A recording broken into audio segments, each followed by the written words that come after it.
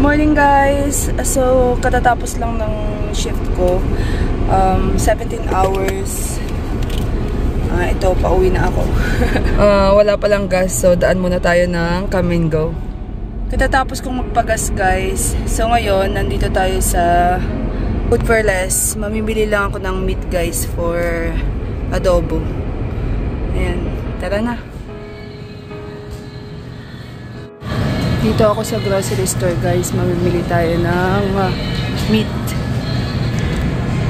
Ayan ang mga pork nila. Ito yung mga nabili ko guys.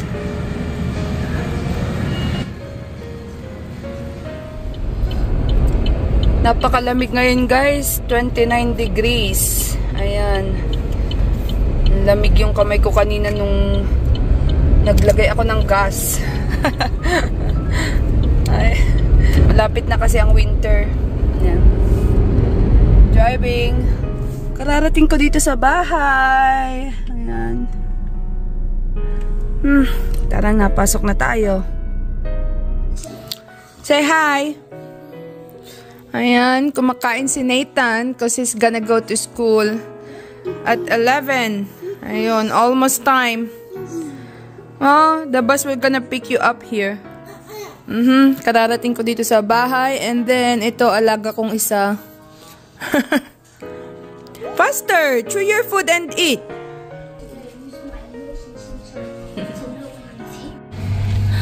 Kaalis lang ng bus, guys. Ayan. Pinik nila si Nathan. So, ako na lang, saka yung baby. Ayan, ganyan ang routine namin tuwing umaga. Yung alaga kong isa, nakatulog na, guys. Ayan. Ito siya, natulog na siya. Magluluto ako habang tulog siya.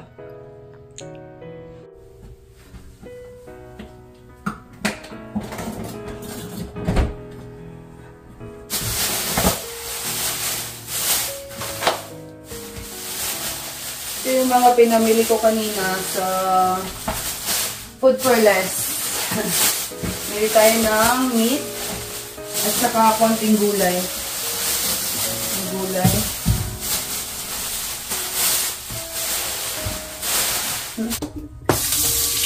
Magluluto ako guys ng adobo. Adobo. Kasi yun naman ang gusto nila.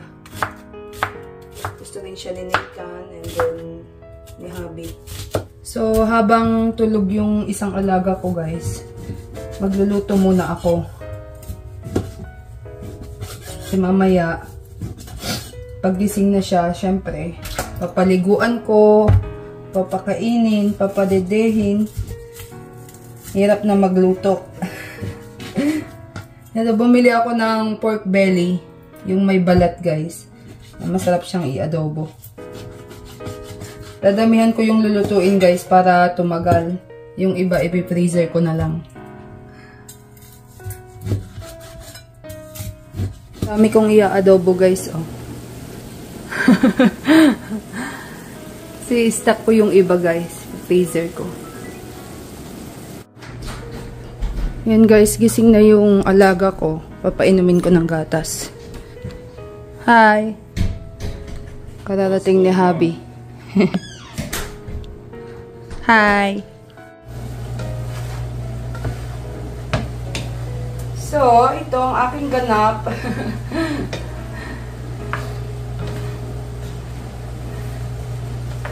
Ito namang isang niluluto ko. Panahog ito. Panahog-nahog ng, for example, pansit, sopas, ganyan, or gulay. Isasangkot-sa ko lang siya. Tapos, ilalagay ko sa lagayan, ilalagay ko sa ref. Ito naman yung niluluto kong adobo. Nag-order ako ng onesies. Damit, pajama ni baby. Sa Carter, online. Kasi nung Black Friday guys, ayoko naman makipagsabayan dun ayan, oh. Naliitan niya kasi guys yung 3M to 6M. So ito parang 6M. Yan, 6M. 2 months pa lang siya. 2 months and 3 weeks. Bali, 4 yung binili ko.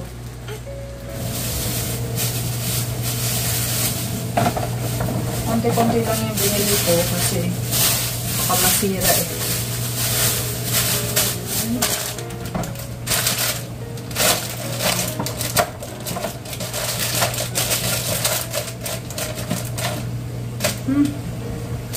Tapos ito, celery. Ibabaw lang natin.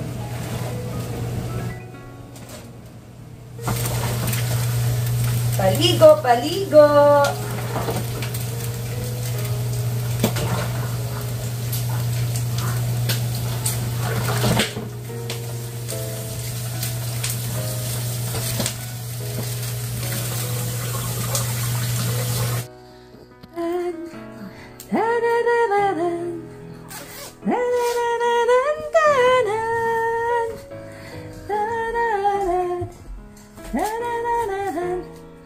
Yay! Ready to drink milk again. The baby boy is clean now. Clean. Yeah. Yay. Yay, yay, yay. Clean. And then daddy is there peeling potatoes. Katatulog lang niya. Ayan. Ngarag ang nanay. 17-hour shift tapos pagdating ko. Namalengke pa pala ako tapos pagdating ko nagluto na ako. Tapos inasikaso ko tong baby. Tapos si Nathan. Pumasok sa school. Malapit na namang bumalik. Anong oras na? Magwa 1:30 na. So, maya-maya andito na siya. Sa mga hindi po nakakakilala sa akin, ako po si Joanne. Joanne Ruto. Nakatira kami dito sa US. Ayan, with my husband Eli. Tapos may dalawa kaming anak, Nathan and Ethan. So, sa mga curious na nagtatanong sa akin, paano ko nakilala yung asawa ko? Si hubby kasi guys, nag-aral siya sa Pilipinas. Ayan.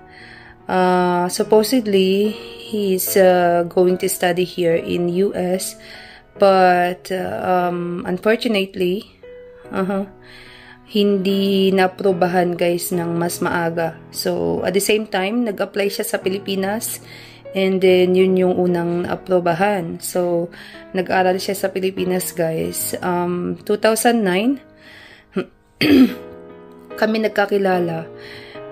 May isang subject nun guys, I think environmental science. Ayan.